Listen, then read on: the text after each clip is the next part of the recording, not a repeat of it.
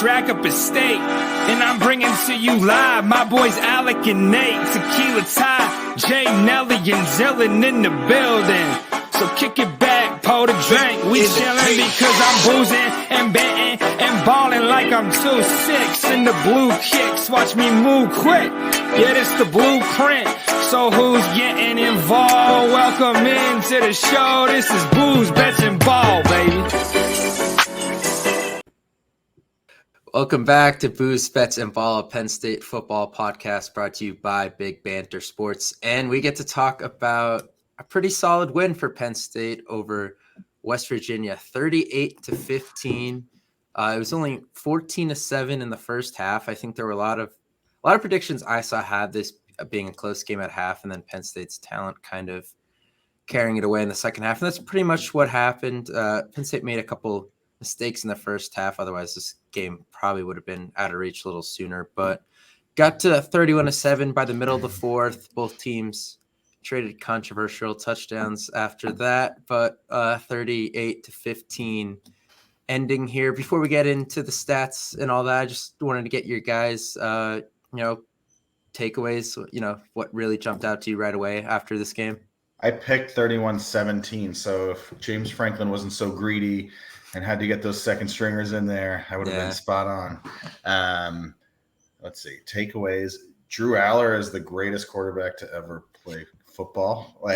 And that was pretty evident from the first drive. That touchdown pass was just incredible.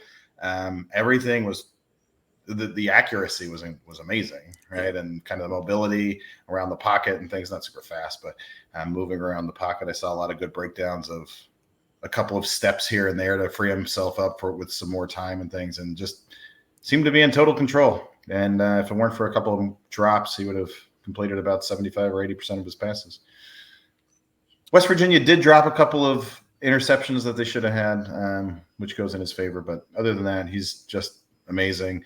Keandre Lambert-Smith, really good. Mm-hmm. Malik McLean had a good touchdown. Cephas also. So I think the wide receivers are going to be okay. Running backs obviously are okay. Some question about the offensive line and how they did maybe, but we'll talk about that a little bit later. Yeah, I mean, overall, couldn't ask for much more for the opening week. Great environment, fourth largest crowd ever.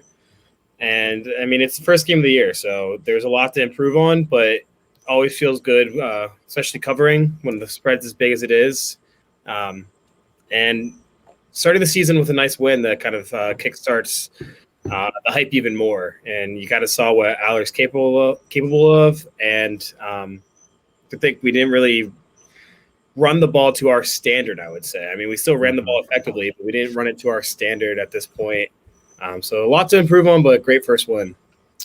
Yeah, so Drew Aller, 21 of 29, 325, 3 touchdowns, as Nate mentioned, 2 almost picks, but at the end of the day, it was a 0. Good enough for Big Ten Offensive Player of the Week, which in your debut as a starter, that's pretty cool. His second ever pass as the starting quarterback at Penn State, 72-yard bomb to Keandre Lambert-Smith.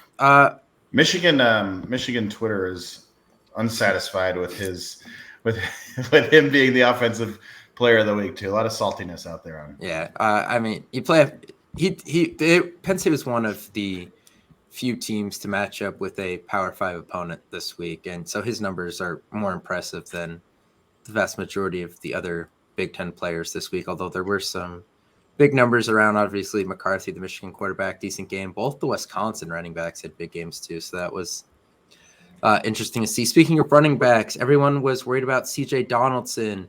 18 carries, 81 yards, a touchdown. That's an average of 4.5. His long was 17. I mean, those are good numbers, but they didn't let him beat them. He didn't beat them in any way. They, for the most part, kept him in check. It was like kind of like a slow leak in a way, but there was no big gashes. The bigger problem to me was the quarterback containment on these third and longs. Garrett Green, the quarterback, 15 carries, 71 yards, a touchdown. There were, I think, 3 or 4 third and medium or more that he either got the first down or got them close enough that they could go for it on fourth down, and I think they got it on 2 of those. So that's kind of the one area where I was probably upset with the defense. I think everything else was about what you expect for the first game of the season. That's exactly the same thing that happened last year against Auburn, though. Like, the Auburn passing game couldn't do much of anything. Yeah. The running backs were okay, but they got many first downs on quarterback scrambles and just athletic quarterback play. So that should get cleaned up as we go through the year, but I think that's part of an aggressively schemed defense too, especially early, and you're breaking in some new players and stuff. So I don't know. I don't worry terribly about that yet. Yeah, I mean, it's the first game of the year too, so you got to think all the juice in the stadium, 110,000 people, you're going to be a little off on your game, and it's just that extra momentum is going to carry you past the quarterback, which is going to allow those escapes. If this is happening in 3 or 4 weeks, then yeah, it's something to be worried about. But after the first opening win, I don't see a concern too much right now. Yeah. All right. So before we are going to get into some Delaware talk eventually, no offense, I don't think we have to put too much into this game. But before we do that, gonna look back at this game a little more in depth, and Nate's gonna take us through what he saw and kind of what Tyler was interested in too from this game. So all of these are by request of Tyler, so good thinking by Tyler. The first here on the left, we have the run in orange and pass split by down. So you can see that first down was more run dominated, so you're running about 60% of the time on first down, 65% of the time on first down. Second down goes to about 50-50, and third down, it's flipped. They only had 9 third downs that they had to manage. I'm not sure entirely I don't remember exactly what the conversion was, but I don't think it was super high. But anyway, yeah, you get, first they're running when they're supposed to be running, they're passing when they're supposed to be passing. Typically, they were 3 from 9 on third downs. And then looking at the one on the right, you can see we wanted to see here average distance to go. So the metric is getting 40% of your yards to go on a first down as success. So that would be 2nd and 6 or less. They were 2nd and 6.7 on average. Again, not terrible. You maybe want to see that third down number go down a little bit, and we can talk more maybe later about why that is a little bit high. But definitely first down rushing success was quite good. Some things to work on in second down. Tyler, anything you want to discuss here? Yeah, I mean, we've talked about it a bunch between us. But looking at that third down number, I think that obviously that doesn't mean we're averaging negative 0.2 yards per play on second down. It's really just saying when we're getting to third down, it's typically because of a third and long situation, which is something that's happened where it's a sack that's happened or a negative play on first down or even 0 yards, because then you're kind of behind the chains and you're forcing things, whether it's throwing or going a draw or something, but you're just putting yourself in negative situations. And that's how we end up in those third and longs. So like you said, we just got to keep on that metric and stay ahead of the change, get that average distance and get that third down number down a little bit. Right. They had 23 second downs and, as we said, nine third downs. So they converted into first downs 14 times, right? So that reinforces what you're saying there. That absolutely not, right. Yep. Go ahead, Alec, to the next one, please. All right. This one's quite interesting, I think. So this is looking at the data a little bit differently. So here on the left, or on the rows, we have the downs. So first, second, third, fourth, you can see. And then the distance to go bracketed. So all the way on the right is 10 plus yards. That's why there are 29 first downs. And you can see we had 18 runs and 11 passes on first and 10, basically. Just a couple of interesting nuggets that we saw here is that on second down and kind of long-ish, so second down and 7 or more, they passed 9 times. Passed 9 and ran 4. That one you might expect a little bit, but on third down, then it goes to a little bit more run heavy, actually. So third and medium to third and a little bit longer. They had 6 third down and between 4 and 9 yards, and passed 4 and ran 2. Sorry, I missed it. Just what I'm thinking with that is maybe it's still just trying to be a little conservative with Drew in the first game ever starting. Mm-hmm. When you get to those third and longs, that's typically where mistakes happen. Like you hear Manny Diaz talk about all the time is they want to get teams to third and long because that's where turnovers happen, whether it's an interception, forced strip sack, like any of that. So maybe that is just you're just being a little careful with Drew and not putting him in any situations to make that big mistake and kill his confidence in the first game of the year.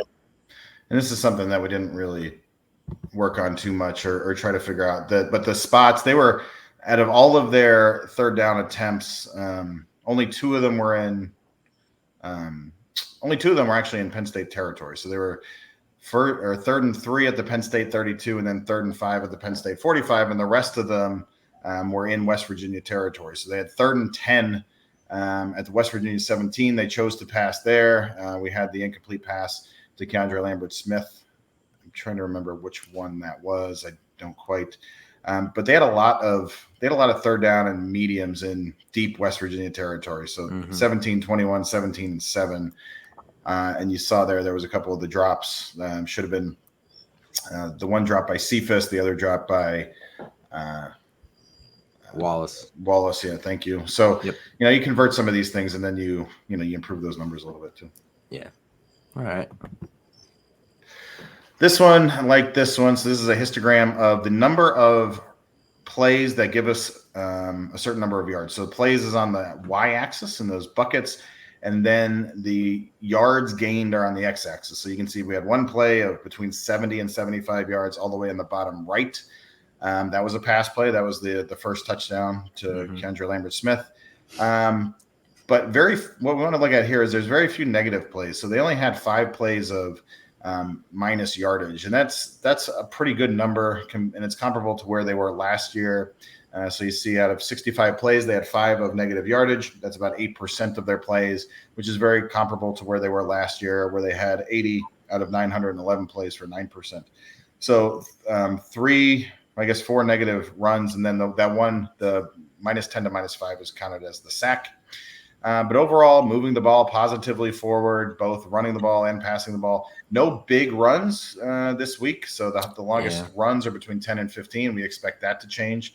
Even Neil Brown after the game said their goal was to make Drew Aller beat them and kind of take away the run, and they clearly did that, and he clearly lost that matchup. So, yeah, I don't know how much this has to do with these stats in particular, but Penn State only had 10 drives, scored on 6 of them, missed field goals on 2 other ones. So pretty much an 80% success rate on at least attempting to score, which was pretty good. And then one of the other drives where they punted on was kind of where Lambert-Smith could have caught it for a first down, dropped it, but Aller also could have made a better pass, and it probably would have been a touchdown. So, overall, I thought they were actually very efficient in what they did. There wasn't a lot of big plays, obviously, just the one massive play. But in terms of sustaining drives, I actually thought they did a really good job this week. They did, yeah. I think they only had 1 3-and-out, I believe, if I'm not mistaken. Yeah, I think it was the Lambert-Smith drop. Yeah. So, I mean, pretty much a drop away. So, yeah. And those long, explosive run plays will come. That just takes setting it up. And, I mean, I don't know if you guys notice it, but from my point, it kind of seems like Singleton even got more explosive somehow this offseason. Like, you can just tell there's that extra burst with it. Yeah. So give him a week or two to catch his feet, and he's going to be breaking those arm tackles and taking it 40, 50 yards. Yeah. They didn't break any big runs in the Purdue opener last year either. Nope. And then the 2 games after that, no one could stop them. So that probably does take a little bit. Yeah. This is the West Virginia net yards per play. So here you see that West Virginia had very fewer explosive plays. So they had 3 passes of 20 yards or more. So those are the 3 highest blue dots, 2 in first down and 1 in third down. This goes right along with Penn State's average from last year in terms of giving up 20-yard pass plays. They were at 3.1 last year, 3 this year, so that's right about spot on. They did have a lot of positive runs on first down. You saw that from the very first play. C.J. Donaldson broke off a 9-yard run the first play. And then I think, like Alec talked about a little bit earlier, quarterback contains are a number of those orange dots that are up there in the 10 to 15-yard area, especially on third down. So getting that cleaned up, if you get the quarterback in check a little bit more, that will translate into more punts from the opponent. But also a good thing here too is a lot of negative plays for West Virginia. So there's like 8 or 9 at least plays below 0, both pass and rush. So they are still getting havoc on the defensive side of the ball. You want to see more pass breakups. Potentially, there are only a few there this game. You want to see some turnovers, which there were none. But also, part of you wants to win the game without any of those things because they tend to be somewhat luck dominated. So you save up your luck for Ohio State and Michigan. Yeah. West Virginia's offensive line was actually decent. I know Mountaineer Paul talked about that. A lot of people talked about it. It actually wasn't.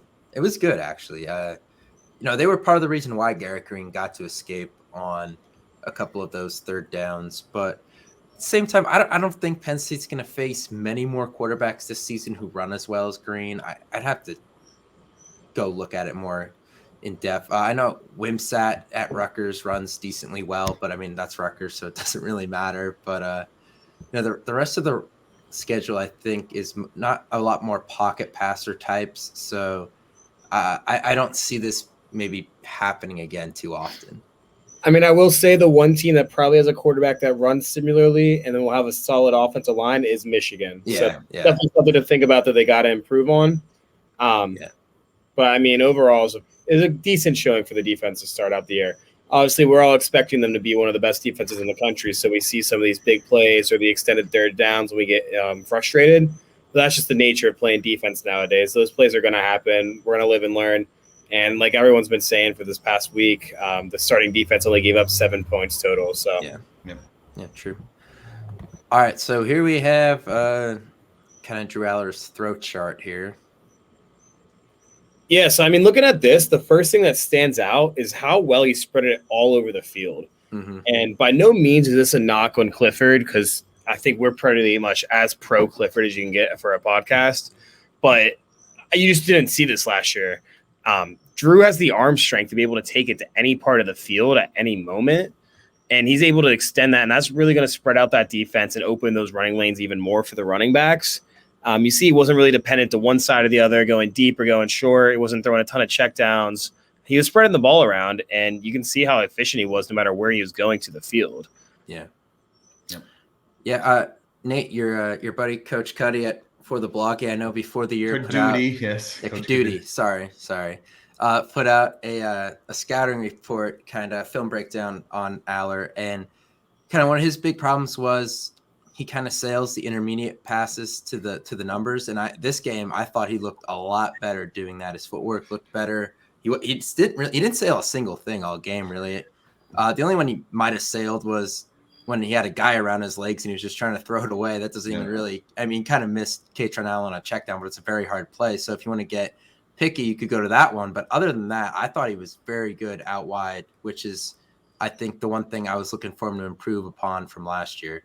The For the Bloggy Coach Kadudi with For the Bloggy did a review of Drew Aller's performance this week and talked exactly about that. Some of what caused him to sail the ball in previous years, and really noted how he fixed some of those mechanical issues. So, yeah, I think that's exactly right. And like Tyler said, I mean, throwing from a hash to the opposite sideline and then on the run, throwing it 45 yards on a rope, though, that first touchdown was just one of the more impressive throws we've seen at Penn State in a very long time. So, man, like we talked about going into the year about, him needing to really perform, and at least through one game, I think that is an exceeding expectations kind of performance. And you don't see that on this chart, but it's awesome that I believe there's 9 for the game. 1 was from Bo throwing it, but 8 different receivers kind of passed from Drew. So he's not, I mean, Wallace ended up with 7, KLS had 4, but still, for the most part, he's spreading the ball around everywhere. And by doing that, you're not going to be one-dimensional. No one can key in on one thing.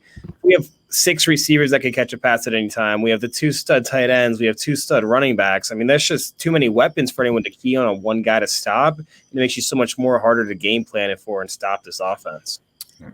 Yeah, we spent about 15 minutes on the preview show talking about the tight ends when they combined for 1 catch for 9 yards. But, the receivers surprised me by how good they were, honestly. And look, the tight ends, there's going to be days where they need them. So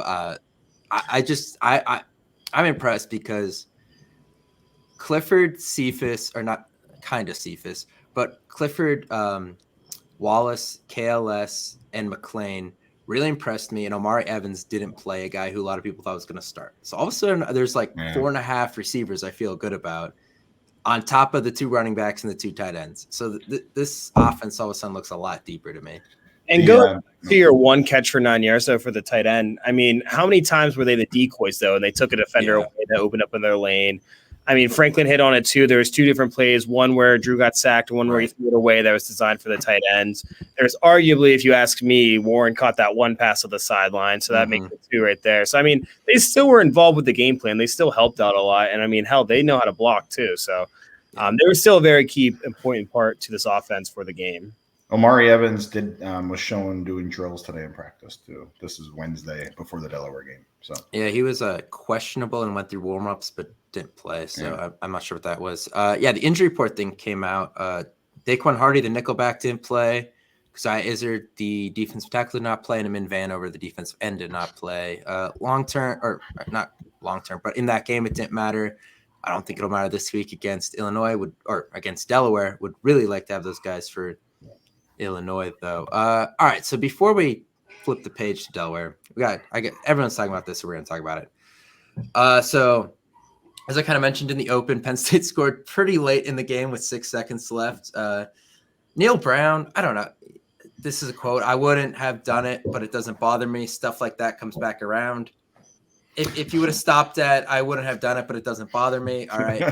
The stuff like that comes back around, tells me it did bother you. That's what I got out of that. Okay. That's a very Pat Narduzzi kind of quote. Right. That's double-edged sword right there. I know everyone's saying he wanted to cover the spread because it was 20.5 and the score was 15 at the time or whatever, 15 or 16. Sorry, 16 at the time of the score. Neil Brown, I think, was the main reason that Franklin went for it. That drive before where West Virginia scored, he went for it on like every fourth down. And then they did the ring around the Rosie for the 2-point conversion, the Kansas City Chiefs play. Then he kicked on sides, didn't get it. And then he called 2 timeouts on Penn State's drive. So Bo Prabula was in. It was a run play, a quarterback draw that Bo Prabula scored on from the 7-8 yard line, somewhere around there. West Virginia had 3 down linemen on that play for some reason, and Prabula carried every single West Virginia linebacker into the end zone with him. So to me, there's no one to blame for this but Neil Brown and his team for why this happened. If you want to say it was petty, James, or what Franklin said in his press conference where he truly believes that the twos should be able to compete, which I do as well. I mean, it's not like Aller was in there 5 wide. They were throwing the ball. Okay. Bo Prabula deserves a chance to get in there and play, as does the backup lineman, and Trey Potts, the transfer running back, the number 3 back. I just don't see how you can really have an issue with this.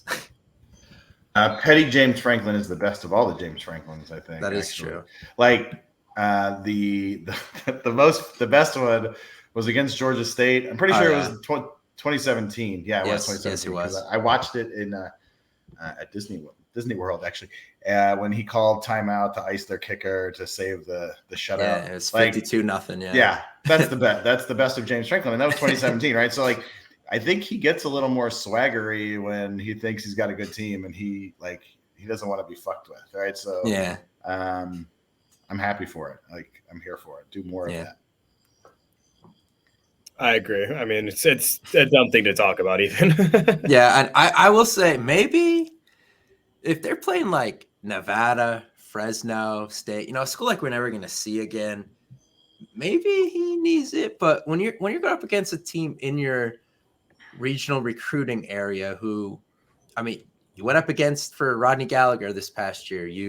Both of them had Devin Carter committed the transfer North Carolina State receiver this offseason. I do think there's a little extra there, but I don't have a problem with it. Obviously, no one from the Penn State side had a problem with it. I saw it was probably about 70% of West Virginia fans didn't have a problem with it. It was a very small group that was like, remember the Alamo type saying for next year, all right, but not going to happen.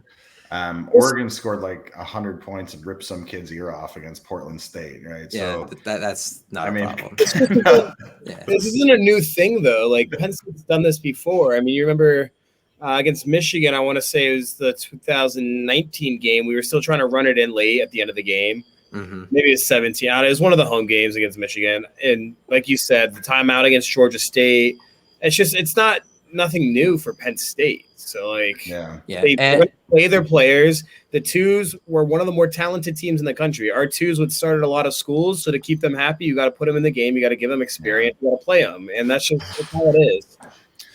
Yeah. And just really quick before we move on, in the college football selection committee, world nonsense we live in, points per game matters. Average margin of victory matters. I think that's just, also played in there. Yep. Really quick. Oh, we had a nice reunion at Champs. There's Nelly on the right, looking nice. But so for how short I think Nelly is, that makes you guys like 5'6" or so, because you're only like 6 inches taller than him. What? He's like 5'6". I figured he was like 4'11". How much we make fun of him for his size. Well, if you're John, but all right, moving on. We got Delaware this week. All right, so last week Delaware 1-0 FCS team killed Stony Brook 37-13. Ryan O'Connor the quarterback 24-38, 346, 1 touchdown, 2 turnovers. Marcus Yarns 11 carries, 107 yards, 2 touchdowns. That's pretty efficient. They allowed 327 yards to Stony Brook. Delaware did turn it over 4 times, which was that's a lot for facing Stony Brook. Penn State 99% chance to win, and I can't find a spread on this game. I don't know if there's going to be one. So what are we thinking here? It's Delaware. I don't know. I think you got to see signs of consistency from the offense. You want to see improving from the offensive line. Honestly, a goal for the offense should be to score every time the first team offense is in, just so you get that continuity of driving down the field and scoring. And just they're still young. They still got a true sophomore quarterback. So, I mean, all the reps they can get, but at the same time, let's get in there. Let's get up big and get the second team a bunch of reps. And honestly, prepare Bo for that game speed in case anything were to happen like Iowa 2 years ago. Yeah. Yep. I didn't know Stony Brook was an FCS team. They play UMass next week or this week. No, that was last year. Sorry. Yeah, Stony Brook. Yeah, Stony Brook was the only team UMass beat last year. Yeah.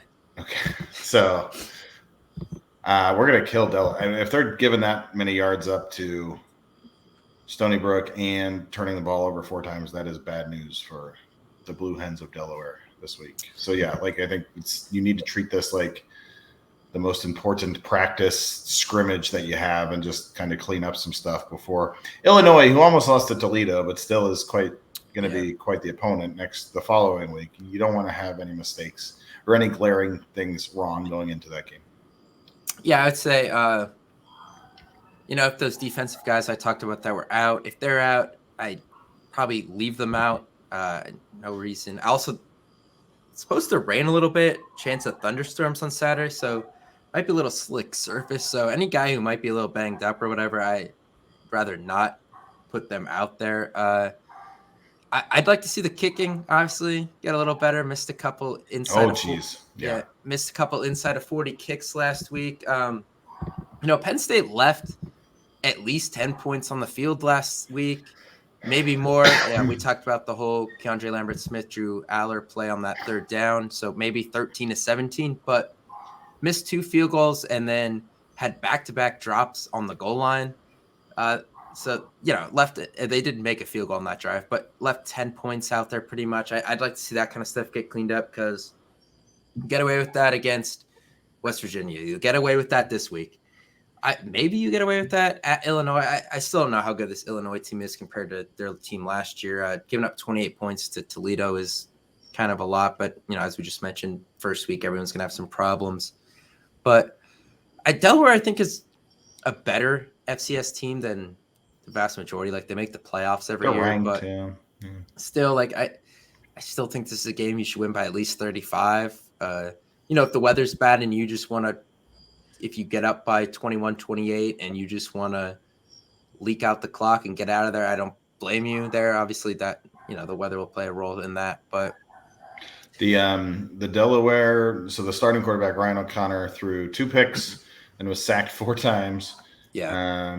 The Stony Brook kid was only sacked once. So Delaware's defense and Delaware gave up 5.5 yards per rush to the Stony Brook Seawolves. So we will see some more explosive run plays out of Nick Singleton and Katron Allen this week. Yeah, I'd like to see maybe 8 sacks. See if they can get up to that number. If Delaware decides to just keep chucking it if they get down by a lot, I'd like to see a defense ends get a little more involved this week too. So, look, nothing fancy this week. It is Delaware. We're not going to spend too much time on it. If they lose, probably never do this again. Just so you know. But all right, let's move on. It's the drink of the week time. I mean, Alec, you kind of said it. This is going to be a snooze fest. For the key fans, you're going to see some things that you want to see improvement on. But for the casual fan, this is for you. Just get shit-faced off some beer. Go out, shotgun, beer bong, whatever you got to do. Just get shit-faced.